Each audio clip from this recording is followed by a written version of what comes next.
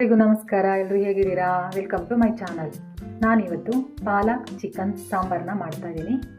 ತುಂಬಾ ಟೇಸ್ಟಿಯಾಗಿರುತ್ತೆ, ಸಿಂಪಲ್ಲಾಗಿ ಮಾಡ್ಬೋದು. ಮಕ್ಕಳು ಕೂಡ ಇಷ್ಟಪಟ್ಟು ತಿಂತಾರೆ.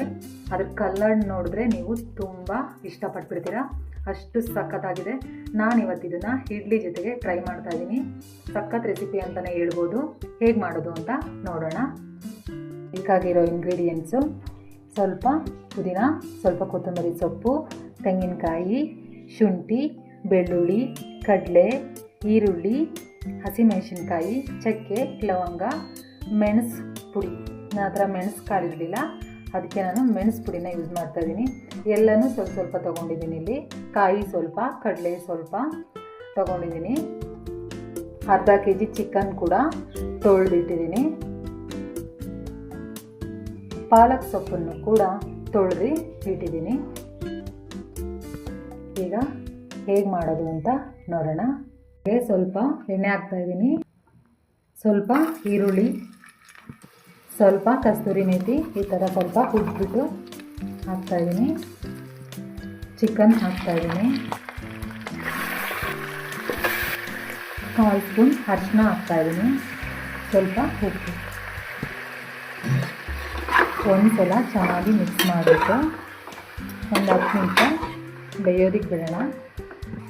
ಚಿಕನ್ ಬೇಯೋಷ್ಟರಲ್ಲಿ ನಾವು ಇನ್ನೊಂದು ಕಡೆ ಪಾಲಕ್ ಸೊಪ್ಪನ್ನು ಬೇಯಿಸ್ಕೊಳ್ಳೋದಕ್ಕೆ ಸ್ವಲ್ಪ ನೀರು ಹಾಕ್ತಾಯಿದ್ದೀನಿ. ಒಂದು ಪಾತ್ರೆಗೆ ಪಾಲಕ್ ಸೊಪ್ಪನ್ನು ಹಾಕ್ತಾಯಿದ್ದೀನಿ.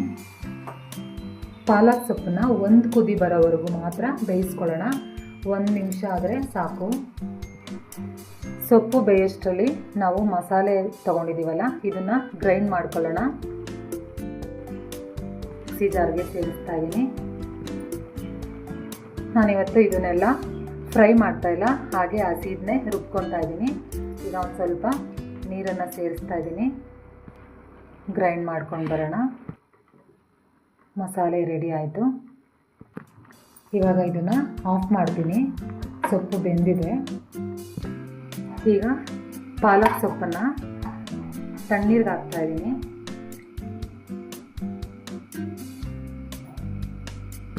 ತಣ್ಣೀರಿಗೆ ಏನಕ್ಕೆ ಹಾಕ್ತೀವಿ ಅಂತಂದರೆ, ನಾವು ಇದನ್ನು ಗ್ರೈಂಡ್ ಮಾಡಿದಾಗ ಕಲರ್ ಹಂಗೆ ಇರುತ್ತೆ, ಕಲರ್ ಚೇಂಜ್ ಆಗಲ್ಲ.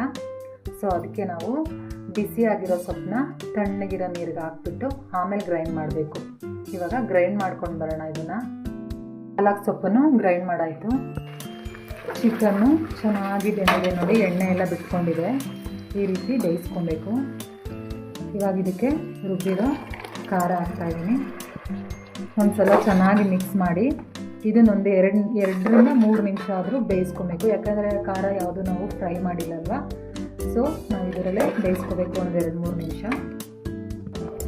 2-3 ನಿಮಿಷ ಆಗಿದೆ. ಅದ್ರದ್ದು ಹಸಿ ಸ್ಮೆಲ್ಲೆಲ್ಲ ಹೋಗ್ಬೇಕಲ್ವ, ಅದಕ್ಕೆ 2ರಿಂದ 3 ನಿಮಿಷನ ನಾವು ಬೇಯಿಸ್ಕೋಬೇಕು. ಇವಾಗ ನಾನು ಪಾಲಕ್ ಪ್ಯೂರಿನ ಹಾಕ್ತಾಯಿದ್ದೀನಿ. ಅದೇ ಮಿಕ್ಸಿ ಜಾರ್ಗೆ ಸ್ವಲ್ಪ ನೀರನ್ನ ಸೇರಿಸಿ ಹಾಕ್ತಾಯಿದ್ದೀನಿ. ಒಂದ್ಸಲ ಮಿಕ್ಸ್ ಮಾಡೋಣ. ನಿಮಗೆ ಎಷ್ಟು ಬೇಕೋ ಅಷ್ಟನ್ನ ನೀರನ್ನ ಸೇರಿಸ್ಕೊಳ್ಳಿ. ರುಚಿಗೆ ಬೇಕಿರೋಷ್ಟು ಉಪ್ಪನ್ನು ಹಾಕ್ತಾಯಿದ್ದೀನಿ. ಸ್ವಲ್ಪ ಗರಂ ಮಸಾಲ ಹಾಕ್ತಾಯಿದ್ದೀನಿ. ಸ್ವಲ್ಪ ಮಿಕ್ಸ್ ಮಾಡ್ಕೊಳ್ಳೋಣ. ನಾನು ಯಾವುದೇ ಚಿಕನ್ ರೆಸಿಪಿಗೂ ಗರಂ ಮಸಾಲ ಹಾಕ್ತೀನಿ, ಯಾಕಂದರೆ ಅದು ಡಿಫ್ರೆಂಟ್ ಟೇಸ್ಟೇ ಕೊಡುತ್ತೆ. ಅದಕ್ಕೆ ನಾನು ಗರಂ ಮಸಾಲನ ಹಾಕ್ತಾಯಿರ್ತೀನಿ. ಇವಾಗ ಒಂದು ಸಲ ಟೇಸ್ಟ್ ನೋಡ್ಕೊಂಡ್ಬಿಡಿ. ಉಪ್ಪೇನಾದರೂ ಕಡಿಮೆ ಇದ್ದರೆ ಉಪ್ಪನ್ನು ಸೇರಿಸ್ಕೊಳ್ಳಿ. ನೋಡಿ, ಪಾಲಕ್ ಸೊಪ್ಪು ಹಾಕಿರೋದ್ರಿಂದ ಏನು ಸೂಪರಾಗಿ ಕಾಣಿಸ್ತಿದೆ. ಕಲರು ಗ್ರೀನಾಗಿ ಕಾಣಿಸ್ತಾ ಇದೆ. ಇದನ್ನು ನೋಡಿದ್ರೇ ಸಾಕು ತಿನ್ನೋಣ ಅಂತ ಅನಿಸುತ್ತೆ. ಕುಕ್ಕರ್ ಮುಚ್ಚಳನ ಮುಚ್ಚಿ 1 ಅಥವಾ 2 ವಿಜಲ್ನ ಕೂಗಿಸ್ಕೊಳ್ಳೋಣ. ನೋಡಿದ್ರಲ್ಲ, ಎಷ್ಟು ಸಿಂಪಲ್ಲಾಗಿ ಚಿಕನ್ ಪಾಲಕ್ ಸಾಂಬಾರ್ ರೆಡಿನೇ ಆಗೋಯ್ತು. ನೋಡೋದಕ್ಕೆ ನೋಡಿ ಎಷ್ಟು ಗ್ರೀನ್ ಕಲರ್ ಕಾಣಿಸ್ತಿದೆ. ಪಾಲಕ್ ಸೊಪ್ಪು ಹಾಕಿರೋದಕ್ಕೆ ಮತ್ತು ಕಸ್ತೂರಿ ಮೇಥಿ ಹಾಕಿರೋದಕ್ಕೆ ತುಂಬ ಚೆನ್ನಾಗಿ ಬಂದಿದೆ ಸಾಂಬಾರು. ನೀವು ಈ ರೀತಿ ಒಮ್ಮೆ ಮಾಡಿಕೊಡಿ. ಪಾಲಕ್ ಸೊಪ್ಪು ಮಕ್ಕಳು ತಿನ್ನಲ್ಲ, ಅದಕ್ಕೆ ನಾವು ಈ ಥರ ಗ್ರೇವಿ ಟೈಪಲ್ಲಿ ಮಾಡಿಕೊಟ್ರೆ ತುಂಬ ಚೆನ್ನಾಗಿ ಇಷ್ಟಪಟ್ಟು ತಿಂತಾರೆ.